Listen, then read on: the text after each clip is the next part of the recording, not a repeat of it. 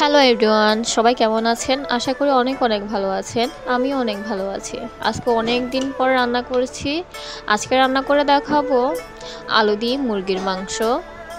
এই আলু দিয়ে মুরগির মাংস কিন্তু বেশি কম সবারই অনেক পছন্দ। এদিকে আমি আলুগুলো প্রথমে ভেজে উঠিয়ে রাখছি। এই একই তেলে আমি পেঁয়াজ কুচি, রসুন কুচি, দারচিনি, এলাচি, লবঙ্গ, তেজপাতা একসাথে একটু ব্রাউনিশ করে ভেজে নিব। এদিকে আমি বাচ্চাদের জন্য একটু আলু ভাজা করেছিলাম, ওগুলো উঠিয়ে রাখলাম।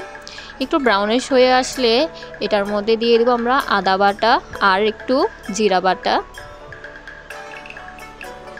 এগুলো দিয়ে একটু নাড়তে থাকবো।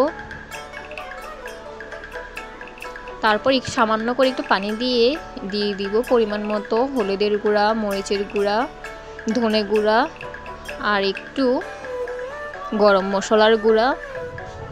সব কিছু একসাথে দিয়ে খুব ভালো করে নেড়ে চেড়ে দিব। আর আমি একটু চিনিও দিয়েছিলাম।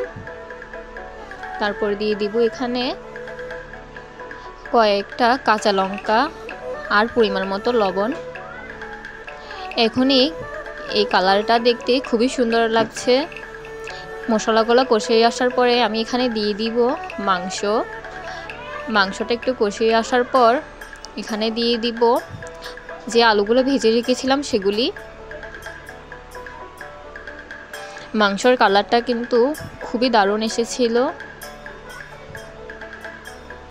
আমাদের ঘরের সবাই মাংসের সাথে আলু খেতে খুবই পছন্দ করে, তাই এখানে আলুর পরিমাণটা একটু বেশি।